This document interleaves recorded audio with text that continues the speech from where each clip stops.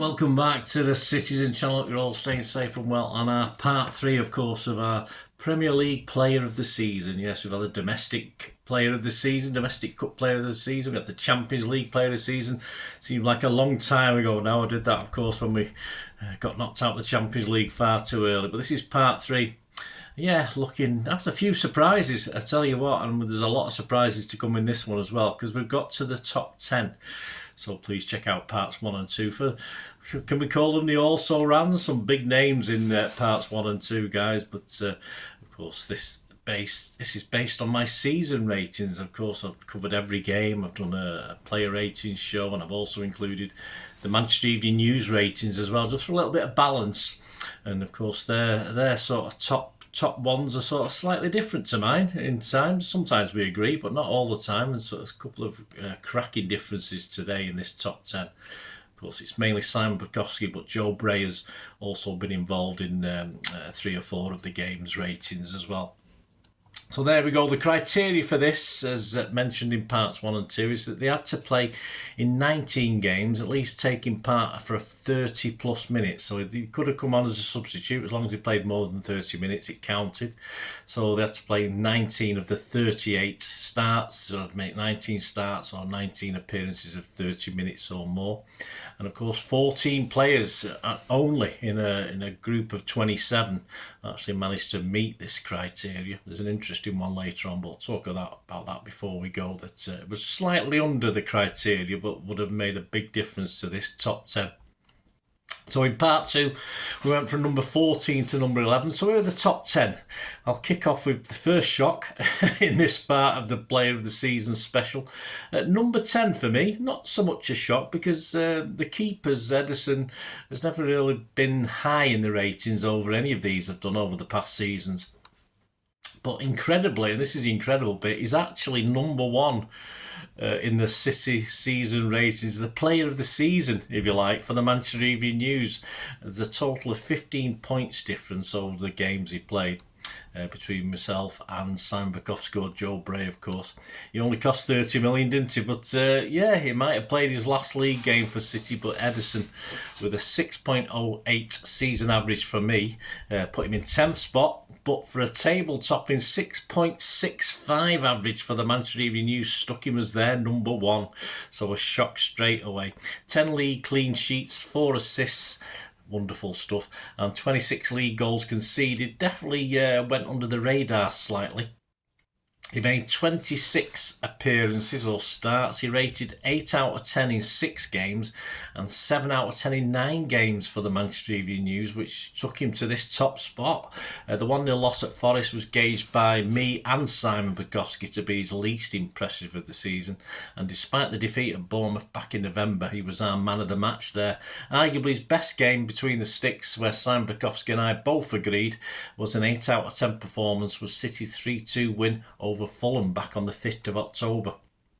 Simon B said of this game, he made an excellent save to save City going behind, and then did well to prevent them conceding another. For me, I said stayed big and did his job, which with our defence is a must these days. Yes, it didn't improve much, did it? So there you go, a big shock at my number 10, but number 1 for the Manchester Evening News. My number 9 and number 7 for the Manchester Evening News is Jeremy Doku. 3 goals, 6 assists in his 16 starts out of 29 appearances. He had 4 30-minute plus sub appearances as well. He was a sort of go-to guy a couple of times for Pep for early substitutions. He did have a couple of injuries, but never really got a good run of league games as Pep shuffled the pack. He had 5 league games on the trot, and that was his longest run, between the 23rd of February and the 2nd of April. I averaged him a 6.1. The Manchester Evening News gave him a 6.35. Like others, he had good scores. This game, a lot of people did. He was a 9 with me in the Manchester Evening News and an 8 with me for the 6-0 at Ipswich, of course, a 6-0 rout of Ipswich. Simon Bukowski said of his game there, an assist, a goal and lots of excellent attacking play that troubled Ipswich all the game. I said he was a little bit fortunate with the goal. I think it took a deflection, didn't it? And wasted when he had a brief foray out on the right. but raising his game as he and Savvy go toe-to-toe for Pep's selection. He was our man of the match in the 1-0 win at Spurs in early March, and also key in City's 3-0 home win over Forest in early December. Simon said about that game, some much-needed end product with an assist for De Bruyne, followed up by a fine individual goal. I said a total pain to Forest, great goal, perhaps should have had a second, but defensively too played his part. On to my number 8 and Manchester Evening News' number 9, so not a lot of difference, but again a slight surprise to me. I thought it might have been higher. Matheus Nunes, he got a 6.11 average for me and a 6.21 average for the Manchester Evening News. He had 1 goal and 6 assists. He made 19 starts, just about making the criteria, although he made 7 cameo sub 30-minute appearances as well. His goal came in the vital 2-1 win over Villa on the 22nd of April. But he didn't get his first start until match day 9. He had a 4-game consecutive league run in January and February, his longest, and he saved his best performance till last in the win at Fulham. Simon's thoughts on that game: played as well as he did in the week against Bournemouth, but without the silly error. His effort brought the goal. He scored him an 8. I said a cracking game, but he did have his usual brain fart. He did make an error, but he just didn't lead to a goal, so we sort of brushed over it. But involved so much all game, and I give him an 8.5 for this game. Some sofa score stats for that Fulham game: he made 1 clearance, 1 interception, 2 tackles. He won 8 out of 11 ground duels. He did lose possession 12 times, but that's fair enough in his position. He was fouled 3 times. He made 53 out of 57 accurate passes for a 93% percentage. Key passes 1 long ball was accurate for 1. Shots on target, he had 1. He had 3 successful dribble attempts out of 4, but he did miss 1 big chance. Another big surprise, and perhaps a shock to me, at number 7, and this is the social medias and most City fans' go-to player of the season, but nowhere near for me or the Manchester Evening News based on the statistics.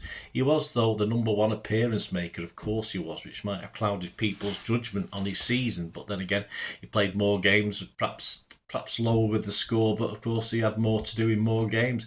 He was the Manchester Evening News number 8, so even worse than me, who gave him number 7. And we're talking, of course, Josko Gvardiol, who made 36 out of the 38 Premier League games. He made a start in 36 of them, and he was a second-half sub against Brentford. And the only game he missed was our biggest game of the season, away at Liverpool. This league game, of course, the first following is probably his poorest, well, statistically, his poorest showing of the season, the 4-0 loss at home to Spurs.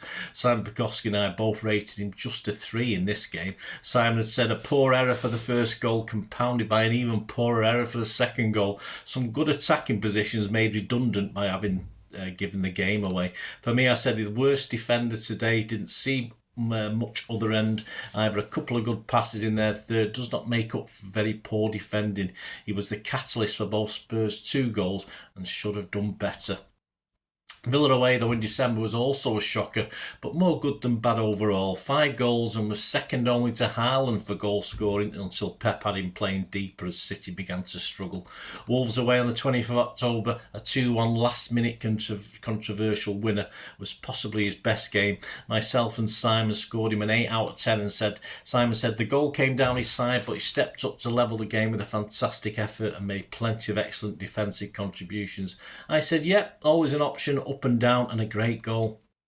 His average was 6.11, which was the same as Nunes, but he played more, so I gave Gvardiol the nod, and he got a 6.27 for the Manchester Evening News, but nowhere near our top player of the season, which most people have lumped on him as being their player of the season. So just outside the top 5, at number 6 for me, and in the Manchester Evening News top 5, just at number 5, we've got the big man himself, Erling Haaland, a 6.18 average for me and a 6.45 for the Manchester Evening News. 31 league starts, 22 goals and 3 assists. An ankle injury, of course, in April denied him more starts. Fair to say that his best form came early in the season with 3 league man of the match performances on the trot in the first 5 league games, including 9 goals, 2 hat-tricks in those, and there was that was where his highlight was, of course, in a 2-1 win at home to Brentford. Simon Bukowski said of that game, like me, he rated him a 9 out of 10. He said, outstanding, 2 brilliant goals and a performance that dragged City to 3 points, all after a difficult week. Yeah, he never quite matched those ratings again after the first quarter of the season, even before that injury late season, and his return late on, of course, coincided with a bit of a City slump, didn't it? He never quite found that form till he scored that penalty in the last game. Now, into my top 5. There we go. At number 5, not really surprised by this. I was quite reasonably happy with his performances most of the season. Mateo Kovacic, but there is a big difference between me and the Manchester Evening News, because he's back in number 12 as far as they're concerned, so way out. 6 goals and 2 assists to his name, 25 starts and a couple of 30-minute plus appearances. And my average rating 6.28, but a mere 5.85 for the Manchester Evening News. He was my man of the match in 3 of his first 9 league appearances, but like we've already mentioned, a handful of others, his best ratings came in a 6-0 win at Ipswich. Simon Bukowski said that day, a brilliant ball through that set Haaland away early on and a well-taken goal in a more solid performance. I said, looked better alongside a better Gundo on one of his better games, though he has been playing pretty well anyway. We both gave him an 8 out of 10. He did, though, have half a dozen 5 out of 10 ratings or less, and he finished the season well and even took the hit of a sending off for the team in the penultimate game of the season. Many, though, are still not convinced about our Croatian, but he's up there for me. Not the Manchester Evening News, obviously. At number 4, another surprise, and at number 6 for the Manchester Evening News, so just outside the top 5. Very unexpected on a seemingly average season. Always been one of my favourites, but I don't think I've been that overly kind to him this season. But Bernardo, a 6.28 average for me and a 6.45 average for the Manchester Evening News.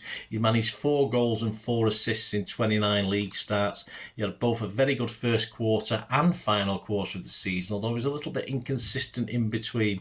His best game by a long way was back at the end of August, a 3-1 win at the London Stadium against the Hammers.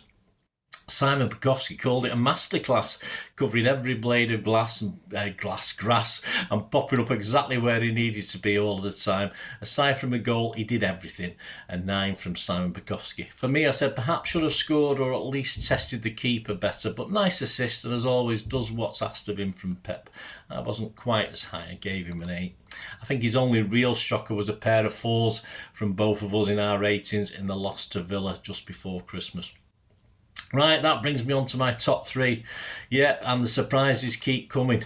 At number 3, I have, and I wouldn't have said this in a million years, at 6.34 average, I've got Savinho.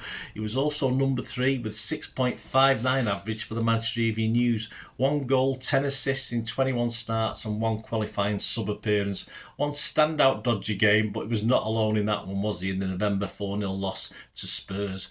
Joe Bray said, started brilliantly, quickly faded, bottled out of what would have been a big goal-scoring opportunity to sum up his lack of final product. I said, another who started well, deserved an assist, then it sort of dried up. Too much has been asked of him. He never expected to play this much in his first season. He needs time to bed in off the bench, etc., which he isn't getting. We both rated him just a 4 out of 10. Then again, only 3 players scored higher on that day anyway.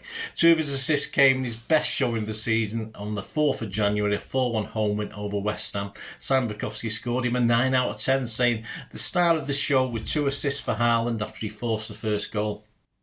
He surely starts every big game in January. Well, he didn't. He missed a couple. I joined Simon in giving him a 9, saying that performance versus Leicester left him buzzing for this. West Ham went one-on-one on him. Not sure why. He loved it. So there we go, 2 big names. Who have I not said yet? If you've watched all 3 parts, you might have an idea. I'm really shocked. I am totally shocked and flummoxed, really, by this top 2, as I have been with all this top 5, I think, but more or less this top 2. Because at number 2, a guy who I thought had an okay season, but nothing special. Ruben Diaz, 6.4 average with me, and a 6.6 average for the Manchester Evening News. And he was also their number 2, of course, to the previously mentioned Ederson. I never expected this, but as I said, it's been a bit of a mixed up season. 25 starts, Injuries over November, December and January kept him from more league starts, but he started each and every one of the last 12 league games. Steady scores throughout and a good running, of course, for Diaz.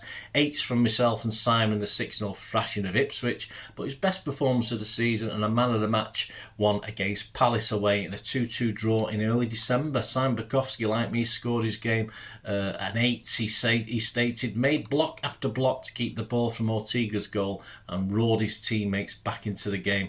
I just summed it up by saying his blocks kept City in it. A consistent, I think, but not mind-blowing season for Ruben, which sort of sums it up this season for City, doesn't it? Was good enough for runners-up spot. But the guy I've not mentioned, and the shock, and there's no sentimentality in this, guys. It's just how it panned out. It's just how it's worked out.